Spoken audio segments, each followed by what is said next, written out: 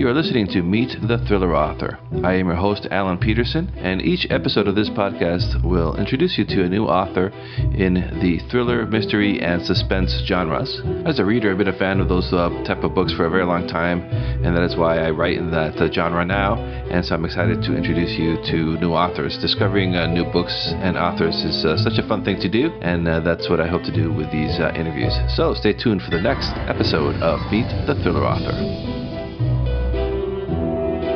Hey everybody, this is Alan Peterson with Meet the Thriller Author, and for today's podcast, we're excited to have mystery author David Cho join us. He's the author of 7 novels in his Burnside series, so we're really excited to talk to him about his novels and his work. David, how are you doing? I'm doing fine, Alan. Thank you for having me. Oh, thank you so much for coming on the show. I really appreciate it. Can you tell us a little bit about yourself, please? Sure. I'm originally from New York City. I have been living in Los Angeles for the past, I tell people decades because I don't want to tell the real number, but it's more than half my life. I spent a lot of years in the business world before becoming a mostly full-time writer, but even when I was working in business, I did a lot of writing as well. It was a hobby, and managed to turn it into a part-time job. How long have you been writing for?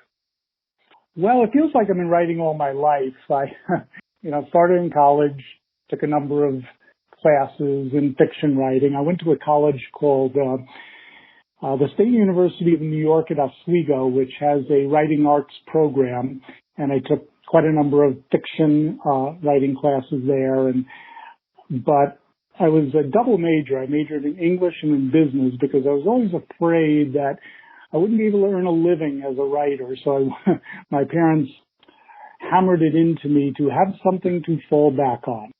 So that's what I wound up doing, and I managed to eventually carve out 2 careers. And can you describe your books to someone, to our listeners who might not have read your previous novels? Sure. So I write in the mystery genre. It's hard-boiled mysteries. My protagonist is a private investigator named Burnside, who is a former football star at USC. He became an LAPD officer and eventually, after 13 years, had to leave the force, being falsely accused of a crime, and he turned into a private investigator. There are 7 books in the series, and the first book, Post Pattern, is one where I establish the main character and give some detail as to what happened to him, and also introduce a character who would go on to, become his wife, and she helped him through this particular period in his life where he was kicked off the LAPD for ostensibly running a child prostitution ring, which he was not doing. He was falsely accused, and she helped him through this period and essentially made him whole again. And that happens throughout the 7 novels? It develops throughout the first one? Oh. Yes, she's introduced, her name is Gail Pepper. She is introduced in the first novel as Burnside's eventual girlfriend, and over time they get married, and then they have a child as well, which gives it a nice twist because in addition to having Burnside grow as a detective, he's growing as a person too, in a way he never really thought he would. So in addition to being this hard-boiled, wisecracking private eye, he now has a wife who tempers him a little bit, and now at book 7 he has a 3-year-old son who he interacts with in a different way. So I'm able to show off different sides of him, and I'm able to develop and grow the character in ways that I hadn't anticipated. But sometimes ideas come to you and you just start to go with them and they make sense, and all of a sudden I have a character who is a little different from the way I initially envisioned him to be, and I think different from the way the reader initially envisioned him in book 1. So it's nice to be able to grow that character over the course of 7 books. Yeah, that sounds like a lot of character growth. That sounds like a really cool read for your fans. Why did you choose to write in mysteries? Is that a genre that you were a fan as a reader before you started to write? Well, yes, I've always liked mysteries. I started out with the Hardy Boys, as a lot of people did.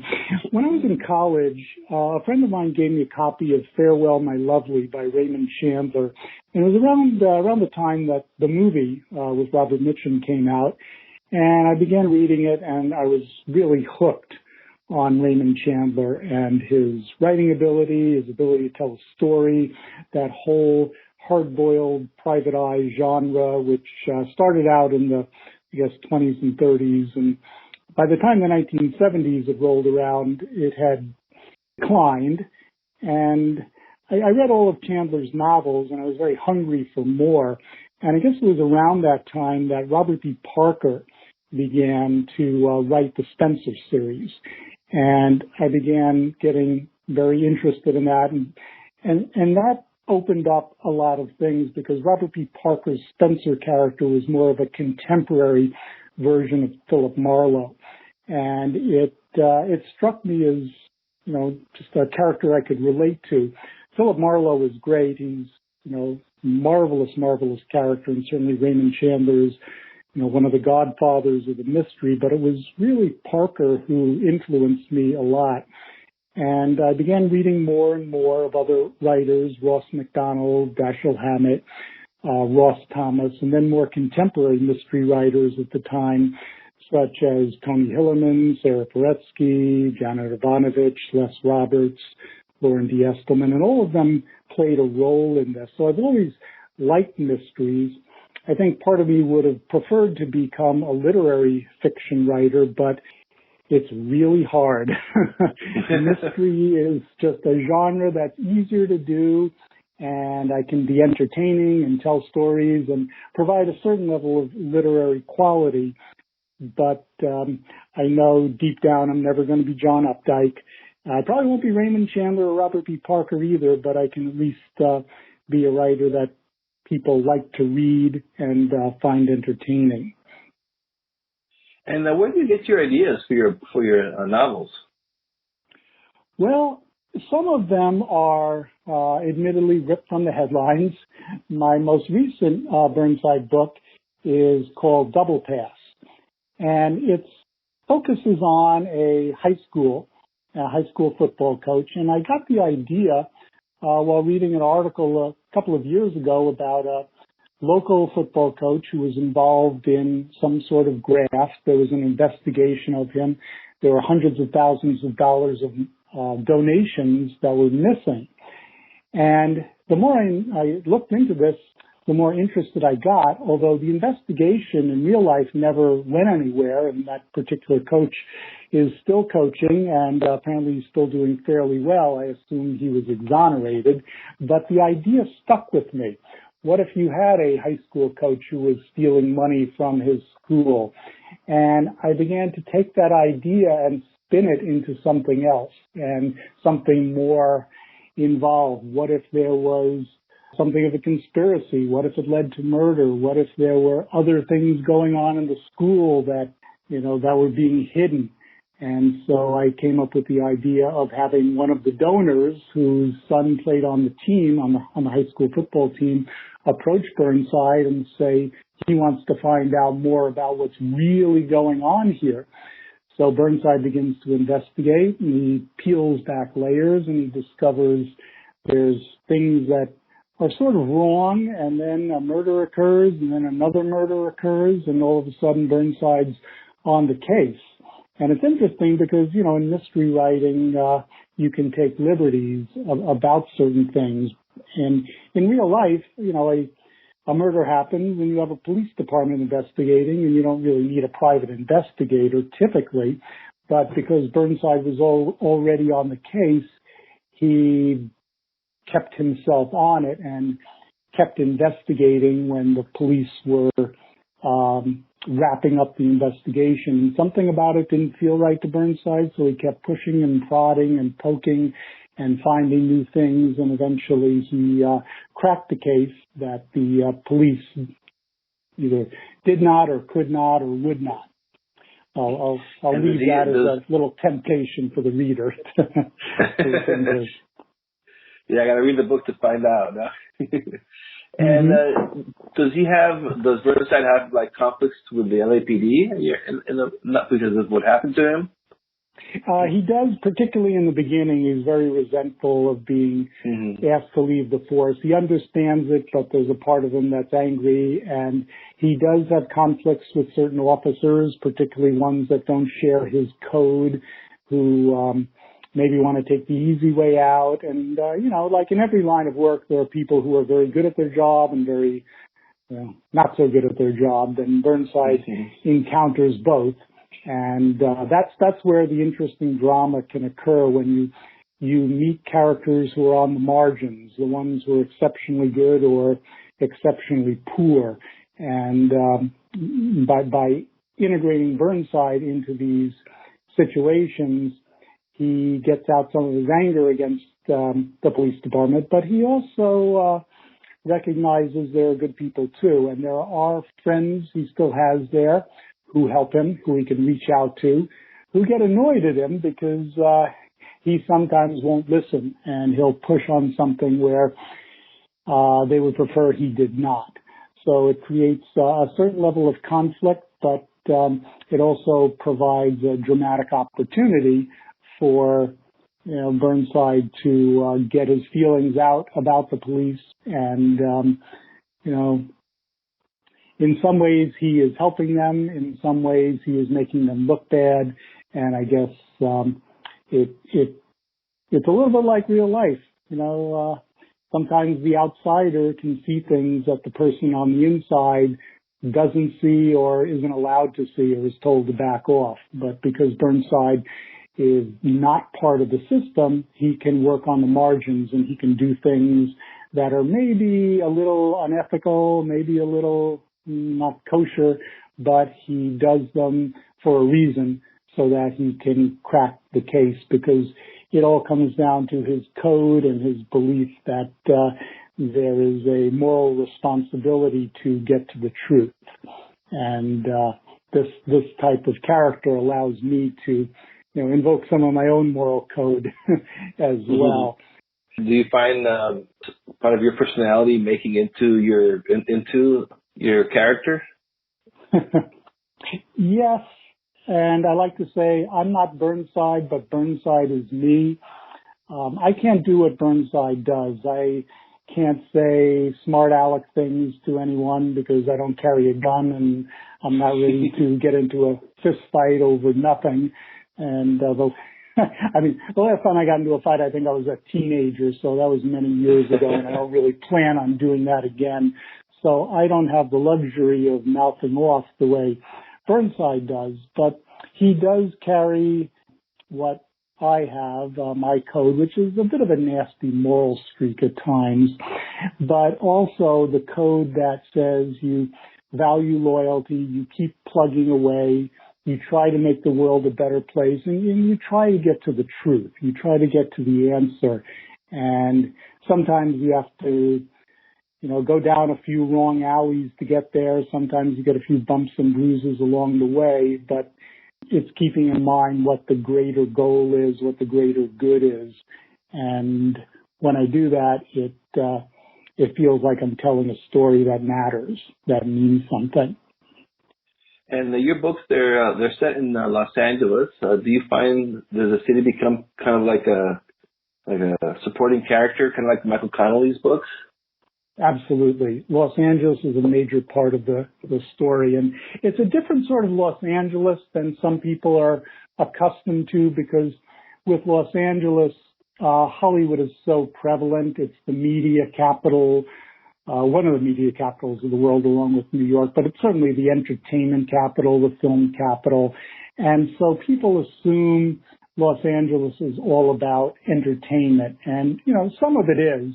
But there's another side of Los Angeles, which is, a big city that operates just like any other big city. And I've lived here for a long time, so I'm able to take little things that I've learned over time and, insert them into the story, because I went to USC, and USC is so integral to Los Angeles, and particularly USC football, because for many years, in fact, up until this year, USC and UCLA football were really the only football teams we had. So I incorporate USC a lot. I incorporate the local neighborhoods. Burnside lives in Santa Monica near the beach. He has a rent-controlled apartment, as I did for many years.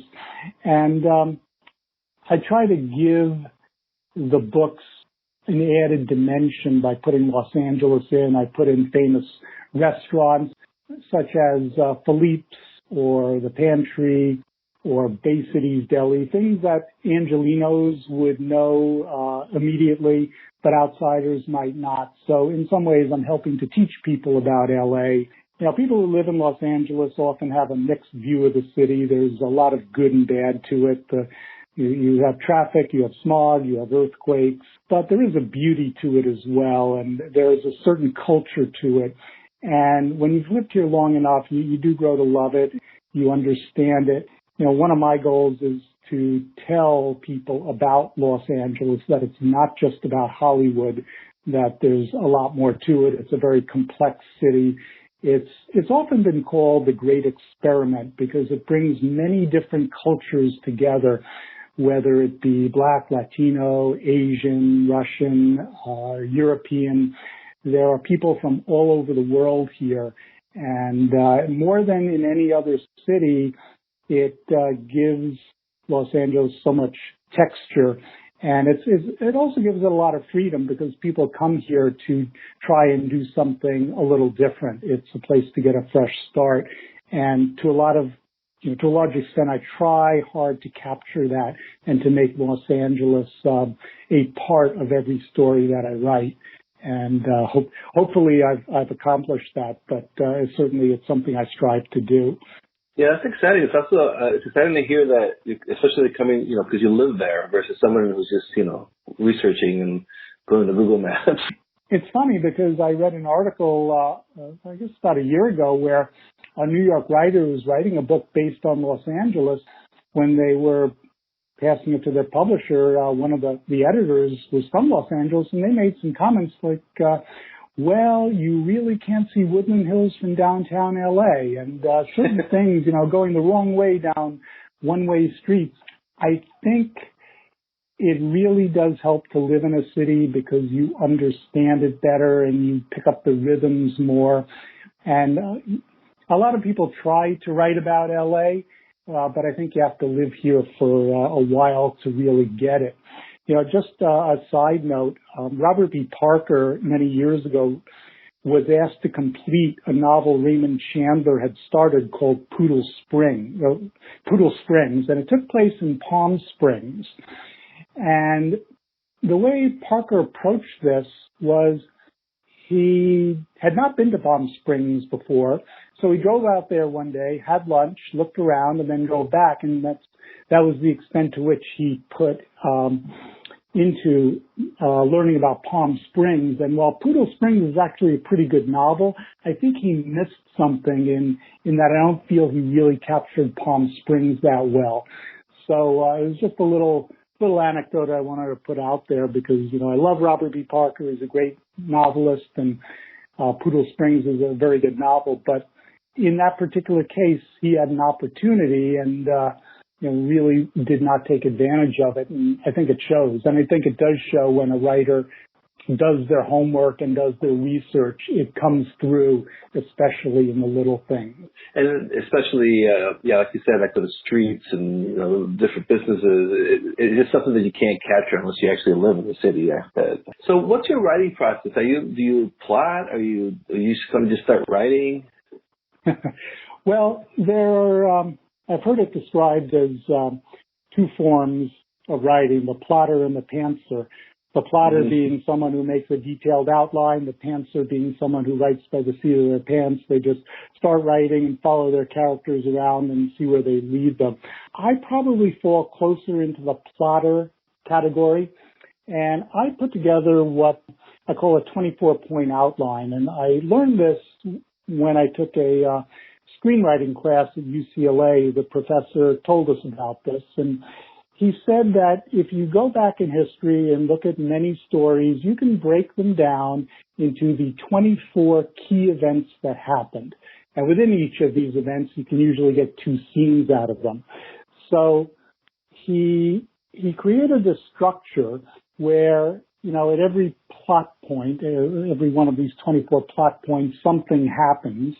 And particularly at plot point 6, 25% of the way in, and then plot point 18, 75% of the way in, 2 very, very dramatic events happen which spin the story around. And this is, in a way, based to the 3-act structure that a lot of screenplays use. And it's a bit formulaic, but it does work.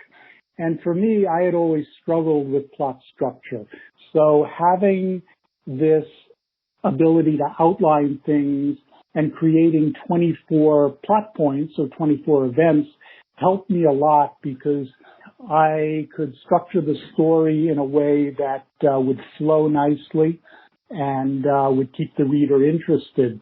And as I've continued to do this, I'll start by writing this outline, which might be 3 pages, but as I continue thinking about it and working it through, by the time I'm finished with the actual story, it might be 25 pages of this outline because I keep adding little things, little details, and items which feel like they're important, and I want to get them down in the outline so I won't forget about them later.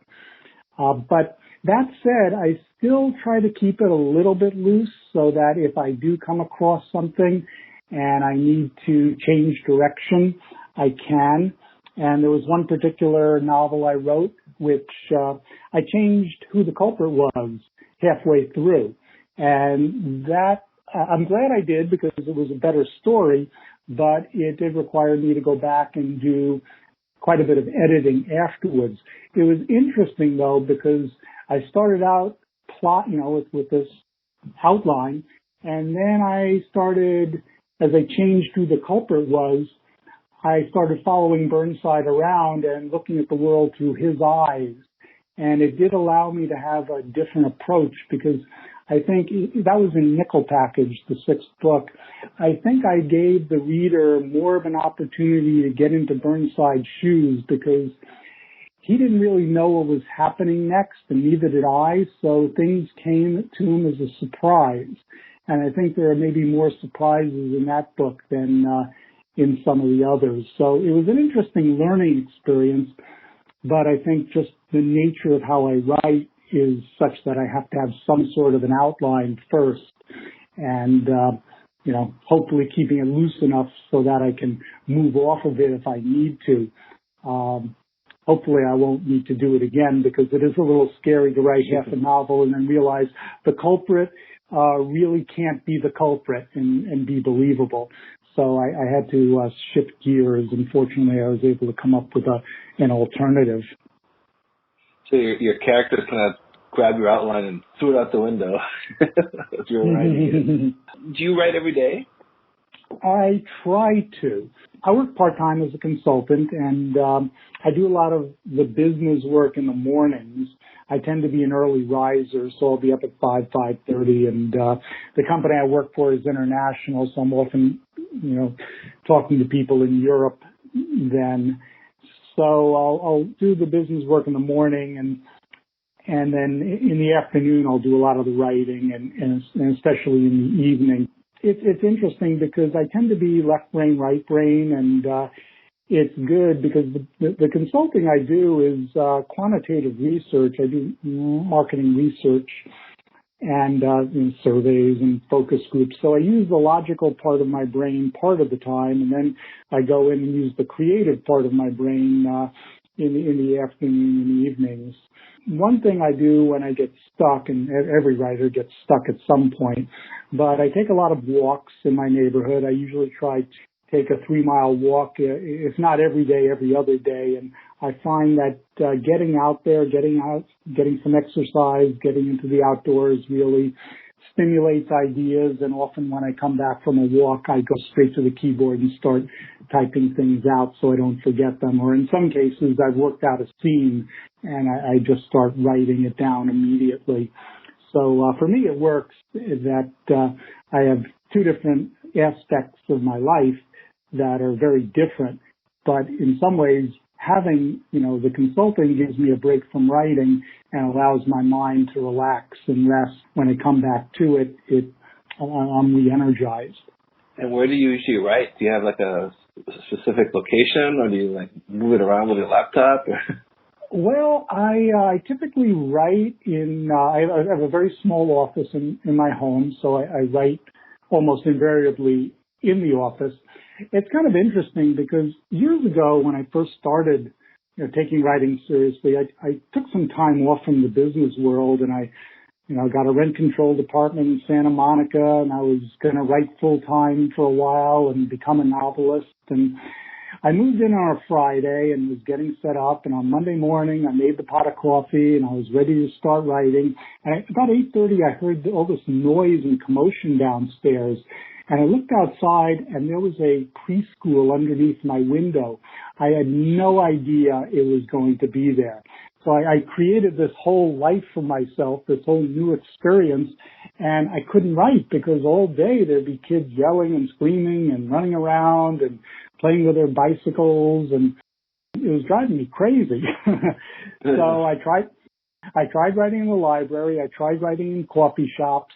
The libraries are not quiet. Surprisingly, librarians can actually be rather loud. Coffee shops don't work either because by the 8th cup of coffee, the waitress is saying, "I think it's time for you to leave."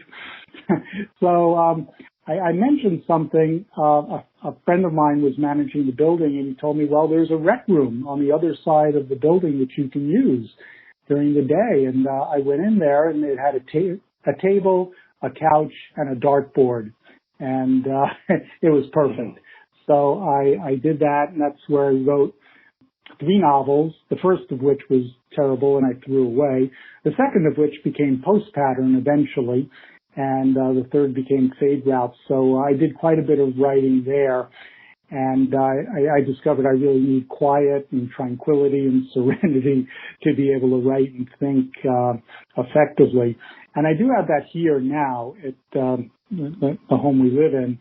I have a son. He's 17. He's off at school until about 3:30, and so I'm and my wife is in and out. So I do have a lot of time to write in the office, but I do get distracted easily, and there are times I have to put earplugs in just to give myself a little peace and quiet to be able to think.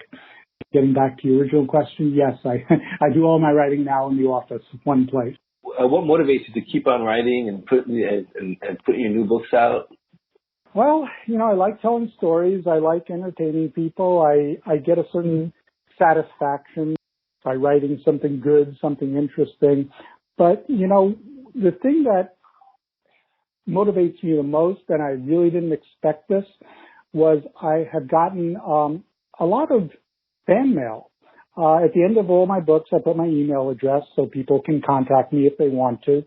And I was shocked one day early on, about 3 years ago, when I got my first email, and it was just somebody who had purchased the book and liked it and told me about it. And I was so thrilled that I can't describe how wonderful a feeling that I've actually reached out and touched somebody who was not a friend or family member.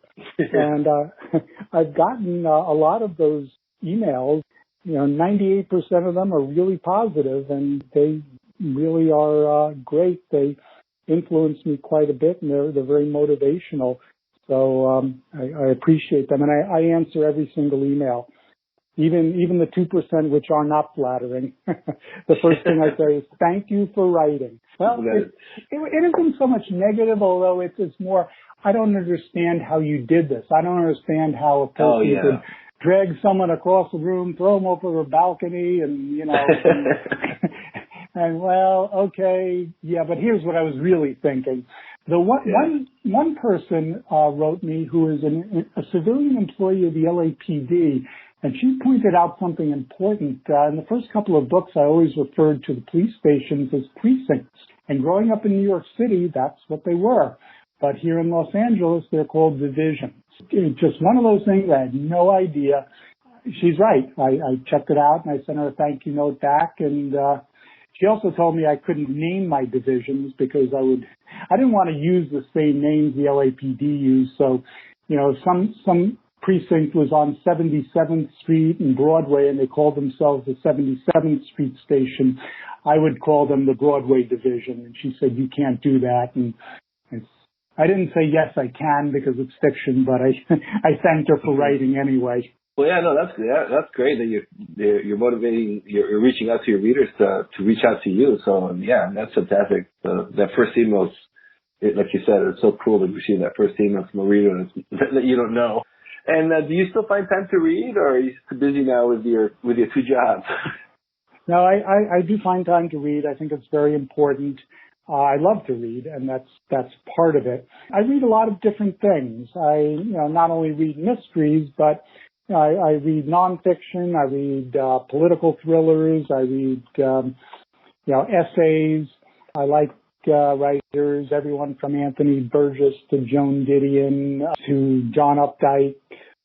It's important for me to read good books and good writers. I think it helps my writing a lot. I'm finishing up now a book by David Rakoff now, who's just a brilliant, brilliant writer. And I like reading a variety of things. And sometimes one of those, I'll read a nugget in there that I can actually use, or just take the germ of an idea and expand it. For me, it's very important to keep reading a lot of different things. And what are you working on now? Well, I am actually taking a little break from Burnside. I'm writing a political thriller, and it's about an assassination attempt of a political leader. It's interesting because I'm writing it in first person, but I have to be very careful to make sure that voice is different from Burnside's, because with Burnside, I had such a clear voice and I knew the characters so well. And like I say, Burnside is me, so it came naturally. For this, I have to work very hard to not be Burnside, and I have to catch myself to not make the smart aleck remark, to make sure that, the voice is in line with this particular character. But it is interesting that I'm, writing a political thriller in the middle of a big election season. Hopefully, life won't imitate art, and there will not be an assassination attempt. But that's what I'm working on now, and it's interesting. I think once I'm done with this, I'm going to go back to Burnside and keep writing about him. There's a certain comfort level in writing about that character and helping him grow and expand and develop and see where his life leads. When are you expecting to publish your next book? Well, we're about halfway through it. It's taking a lot longer than I thought, but the typical Burnside book is about 250 pages, and it usually takes me about 3 or 4 months to write. This one's going to be about 400 or 500 pages, so I started it in the middle of July. I'm hoping I'll have it done by the end of the year and I can get back to Burnside. So look forward early next year. Burnside will be back in 2017. I have to, because at the end of Double Pass, I gave myself a bit of a cliffhanger. So I have to go in and resolve that. And it's something I haven't done before, but I've given myself a challenge. I have to go back in and figure out what he's going to do next. So before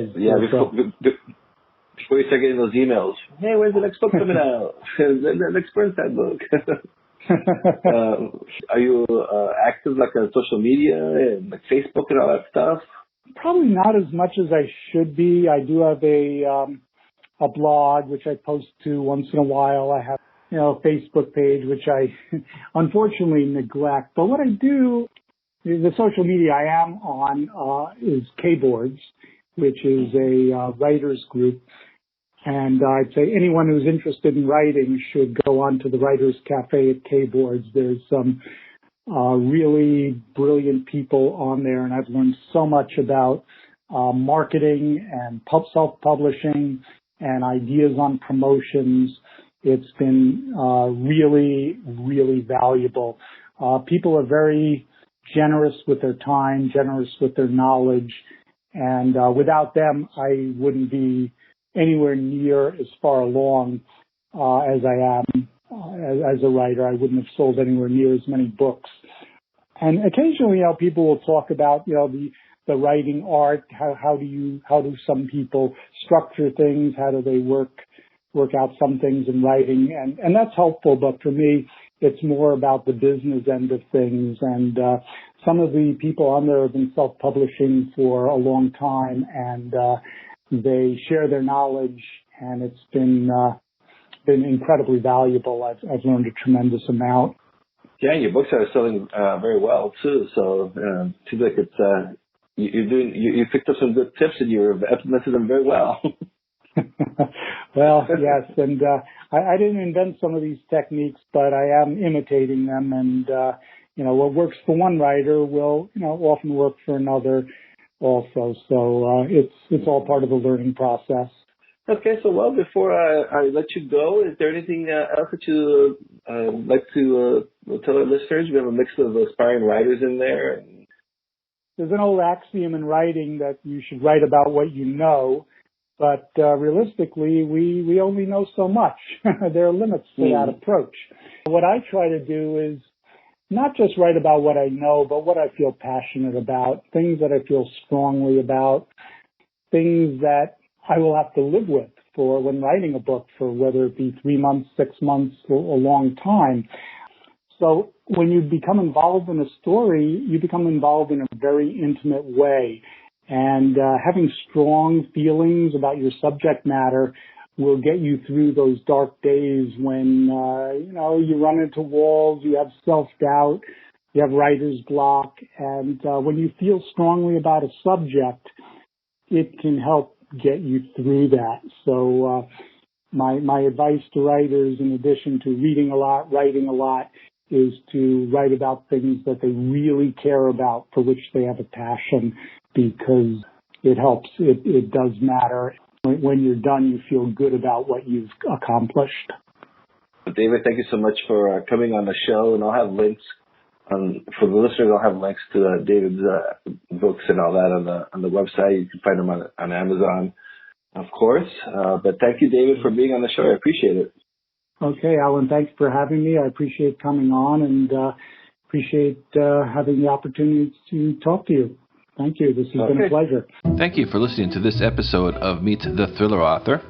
I'd like to ask you to please rate and review this podcast over on iTunes. It only takes a few seconds, and it really helps me get the word out about the podcast. I would really appreciate that. And you can visit my website at thrillingreads.com/podcast. If you haven't subscribed yet, you can do so from there. You can do it on iTunes. You can do it with Stitcher. You can do it on Android. The RSS feed is there, so make it very easy for you to subscribe to this podcast. And you can also join my mailing list from the website. And I've actually been getting some pretty cool offers for our listeners. So if you want to get a great deal on a thrilling read, you can join the mailing list over at thrillingreads.com/podcast. And you'll get I'll let you know about these great offers that I've been receiving that I can pass on to you. And please visit my website, my author website, over at alanpeterson.com, and you can download my best-selling thriller, The Asset, for free from there. Thank you very much, and until next time.